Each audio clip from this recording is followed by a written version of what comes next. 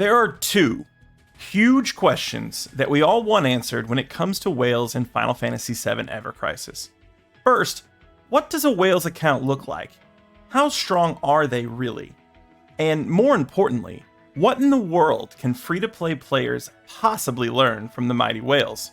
Well, keep watching, because I reeled one in and you're going to hear the answers straight from a whale himself. Hey everyone, it's Nightlight9. And for this video, I sat down with one of the biggest names in the Ever Crisis community, Ticks6i9. And if you don't know Ticks, let me tell you that the only thing more insane than the strength of his account is the lengths that he goes to in order to help free-to-play players and the Ever Crisis community. And I'll give you a brief example. Recently, we had the Iron Giant Crisis event, and I'm sure you're all well aware of how impossible that boss felt. 90% of players stood no chance in clearing that content. Enter my friend Ticks.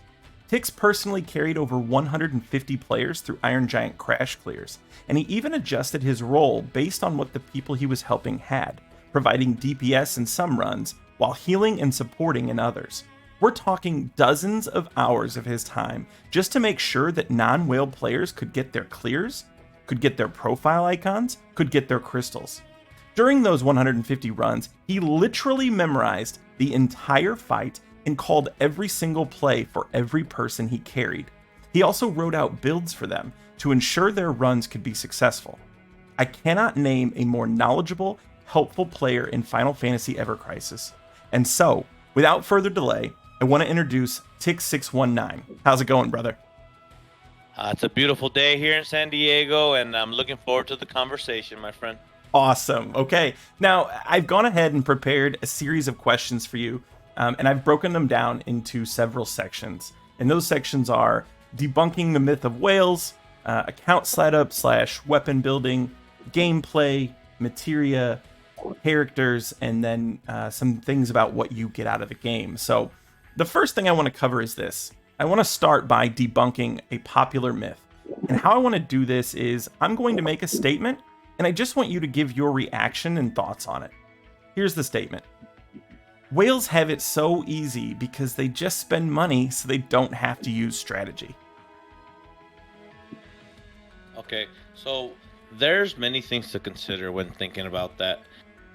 While you can spend money, it doesn't guarantee you that you even get the weapon. Sometimes some people have to go 80k in just to be able to OB6 a weapon even. Some people are able to OB6 it with 30k, so this is where RNG is the huge factor that we all get cycled through. And at the other side, you have to just use what you end up getting. I think the game has a great way of providing free-to-play utility weapons for everybody, whether it comes to the Parasol, a beach event with the 1,000 waves, or some of the newer ones that are starting to provide more attack-based buff for free-to-play. It's all pushing in a general direction of the future, and I can't wait where the game is going to go. Okay. I think that's pretty good. And the other thing, I can personally say from conversations with you and from other people who are, dolphins, whales, minnows, is that you spend a lot of time theory crafting on this game.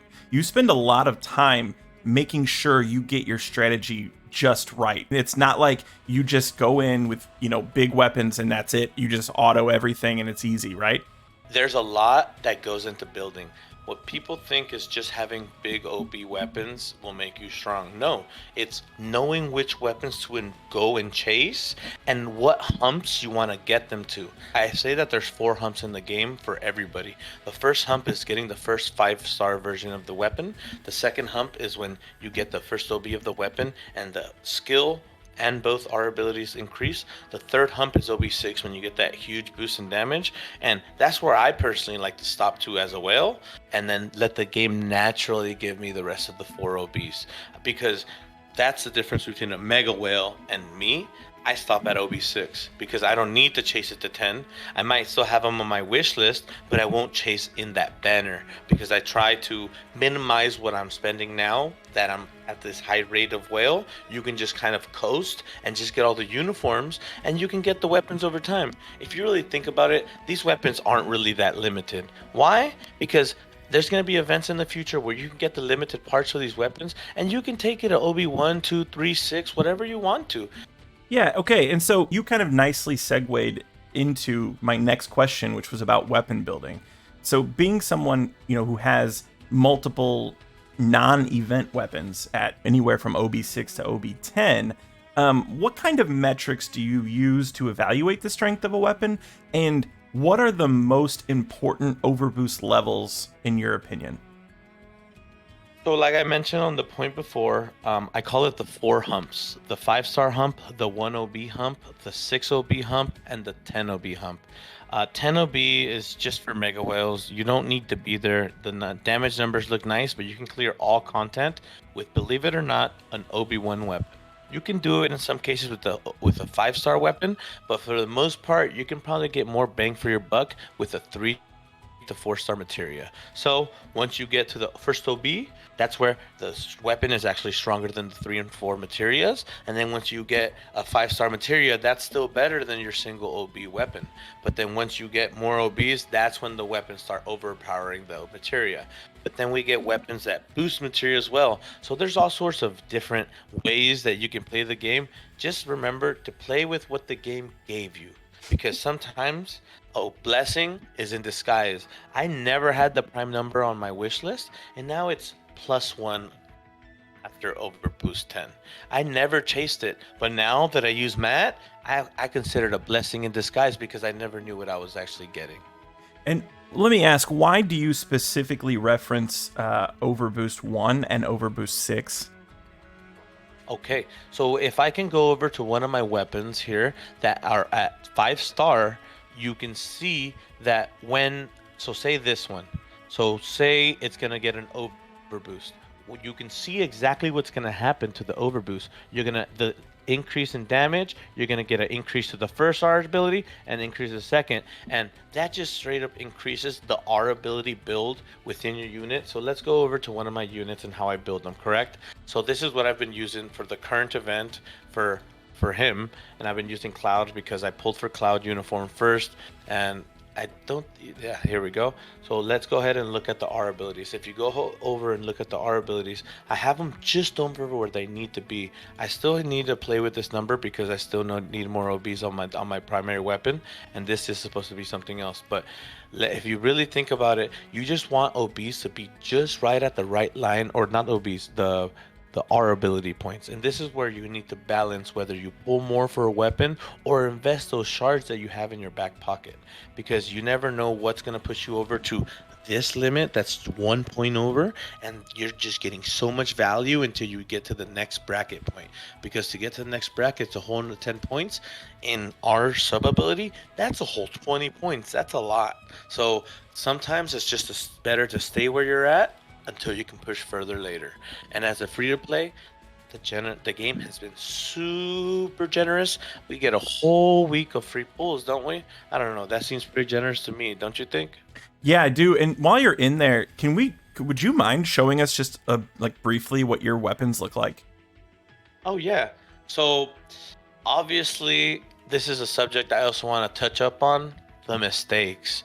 Many people made many mistakes in the beginning. I am a culprit of them too. There's a reason that I use my rarity tab.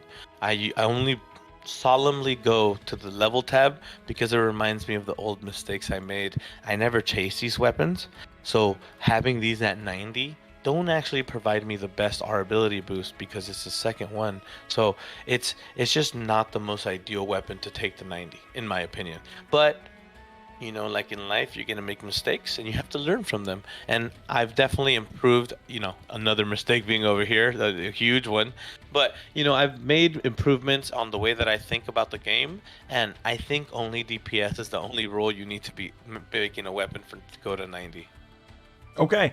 One last question I have with the weapons is, and this is something I constantly see in comments on videos. People are asking me, is it worth it to go up to +4? Is it worth it to go past OB6 to OB10? All these things. Can you kind of touch on what kind of increases you get, and is it worth it to go, let's say, from OB6 to OB10? So the biggest lesson I think I learned personally in this game was after I made the mistake of maxing out Murasame to OB10. The mistake I made was taking it to 10 in the first place. I think OB6 was more than enough to do anything I need in the game, any form of content, and the game can naturally give it to you. There's places, I don't know if it's today's daily mission, but you can get the parts for any weapon the day of the mission. You just have to be patient. Over time, you can get every weapon to OB10. The game is more than generous, and also they give us shards in the crisis shop. They give us shard in the co-op shop all the time. We get all sorts of events with thousands of crystals. I think this event they're giving away 9K. That's un that's three multis. I don't know, man. I So, can't complain about that. And we get a free daily multi every day. Man, I'm in heaven. so it sounds like, let me just make sure that I understand what you're saying with this. Just kind of like how if you have a weapon OB10, the difference between OB10 and OB10 plus 20, which is the very max, is quite minimal. Are you saying Yes. that the difference between OB6 and OB10 is ultimately not enough of a gain to really make it worth chasing? How about I just show you an example? So let's say bloody end. So this at OB6 is 780%. So if we were to go in here and look at it at max, that percent goes to 940. You only need that for solo crash and or their events. You're not gonna need that to beat your regular daily day content unless you want to see the big numbers. But that's whale things. As long as you can get through every hump and get through every achievement and collect all of the crystals, you're still progressing. Just remember to have fun and don't stress about our ability points and the big numbers. Let us whales handle that, and you just have fun with your game. And Let's take it back to the old times when we were kids and we used to play Final Fantasy VII, right? One of the biggest questions I have is whether to sometimes throw shards into a unit because it's going to have great utility going to high potency there. But do I really want to be casting this 2 times and wasting 4 ATB? It's still the question I ask myself, and that's why I haven't pulled this trigger. So it's something that you have to ask yourself when considering things about the game. And just remember, it's a game. Have fun. Absolutely. So the next thing I want to go through is gameplay. Now, you carried people through both the Sephiroth Crash event and the Iron Giant Crash event. In total, well over 200 players. Is that fair to say? Yeah. I would Okay. agree. And with that, I'm sure, spending over 100 hours running people through this very high difficulty content, what is the number one thing you've noticed that people could improve on from a gameplay standpoint? I think unison bonus is the one thing I have to say is the biggest thing that people don't understand. And it changed drastically from the first crash to the second crash. Around 25 to 30% of people knew what I was talking about, even for the first crash. After I taught them what defensive mode does to additional healing and or everybody being in attack mode does to your higher end damage DPS, it basically makes the fight easier if everybody's on the same page. So sometimes it's better to plan out the strategy and have the plan ready to be executed, and as long as everybody's on the same page, it works. It's nice and easy. What I mean by unison bonus is on the bottom right of your screen, there's a diamond. That diamond, when filled, adds both to your physical when in red version, call it attack mode, and in defense mode, it definitely adds, if everybody's in unison bonus, I believe it's up to an 80% increase in damage. I don't know about you, but I like big healing. So if you heal big, you only have to waste 5 ATB that one time, and you go to attack mode, man, that's a lot of ATB in my pocket left over to do some extra damage and or debuffs. So you would say, like, maybe one thing that people don't realize if they don't play a lot of co-op, for example, is that when you're playing solo, if you switch stances, it switches stance for the whole team. So you're always getting whatever that bonus is. But in co-op, you actually get more bonus if the whole team is in that stance than just one person. And for example, healing, which I think is often overlooked, you get 50% bonus to heal if you're in max defense stance, but it's just you. But if the whole team switches over to defense stance for your heal, you get 80% healing potency bonus. Is that about what you're saying? Yeah, and that's the importance of teamwork. If everybody is switching at the same time, following proper commands or following this battle procedure, and it's just of knowing the actual battle, we're able to progress as smoothly as a kid dancing and running through the grass. It's beautiful. It's like a dance per se. It just works and it flows. Absolutely. The next section I wanted to cover was materia, and materia is always a very interesting and also very important area of the game. However, it's also complex enough to deserve its own video. So what I'm going to do is, instead of asking you about materia in this video, I think this would be a good time to tell everybody about your Twitch stream. So tell everyone where they can find you on Twitch, and I'll put a link to it also in the video description. Yeah, so you just go over to Twitch and you put in Ticks6i9. I'm going to be doing streams from 1 hour before reset to 1 after. I like to call it 1 hour before because it depends on what time you are in the world. And no matter where you are in the world, feel free to tune in. We'll have some fun. Awesome. So the next question we have is, and this may be a tough one, but since you have a strong understanding of the top end power and utility of all the characters in the game, I want to ask this. Since a lot of free-to-play and light spenders really have to choose carefully which characters they focus on building, if you could only choose one party of 3 to build and use for the next 6 months, what 3 characters would you choose? How would you build them? And what weapons would you be wishlisting? So I think a great 4 team, you build around your DPS. A lot of people like using Cloud because he's a fanboy, or using Sephiroth because he's the person who carries the franchise, in my opinion. But let's go ahead and just talk about the basic team setup. You want a healer, you want a debuffer, and you want a DPS. As long as you choose people who are capable of that, it doesn't matter who you choose. Everybody can do everything. Just make sure you use the right people to the weapons that the RNG gave you. I think people are underestimating what we have to do for RNG, and most of the time you need to focus what you want to build, but sometimes RNG won't let you build it because you won't get the pulls. Sometimes you need to mold with what you get and keep it pushing. Use the tools you have. I'm sure you'll be fine. All right. So the next section I have is kind of a simpler one. I've mentioned a couple of times, how many hours you've spent helping people and the lengths that you've gone to in this game. With all that in mind, what is it that Ticks gets out of this game? Man, well, first I gotta go back to, I first discovered this company with Final Fantasy 4. And it became a dear game to me, where I became obsessive and got all my brothers to play it. Now we're all turn-based freaks, We've loved these games since we were kids. We grew up with it. We played with wooden swords, playing like we were Cloud and Sephiroth, man. It was a childhood, and I'm sure it's like this for many other people who play this. And I think that we live in a really crazy world nowadays, and I know that it personally affects me a lot. So if I know that I can make a couple people smile and have fun with the game, even as silly as this, even as silly as spending money on a game like this, I think we're all just having a blast, and we need to remember the better part of life, not just all the ugly stuff that's happening in the world.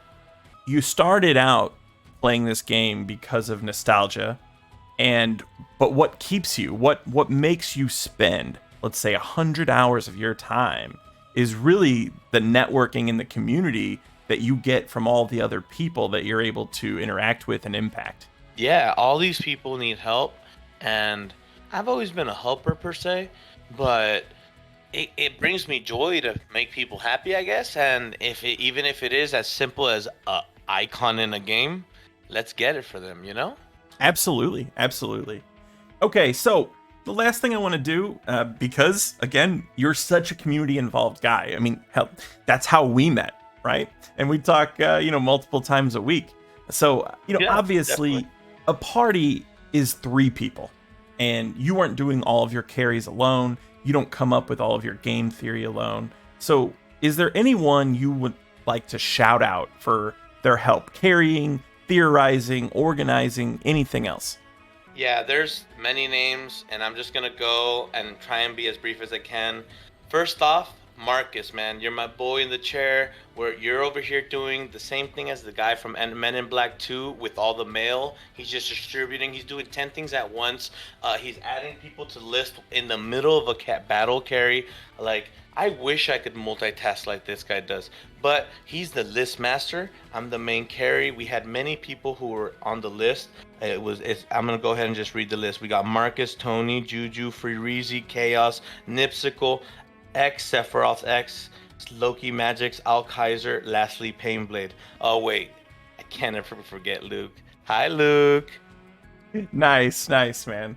All right, well, that'll wrap up this video. And one more time, I just want to say, if you found this video helpful, please subscribe for more content. I'm always thinking of ways that I can help the community, and obviously now thinking of ways that I can bring other people in and help them share their advice, their insight, and their experience with the community.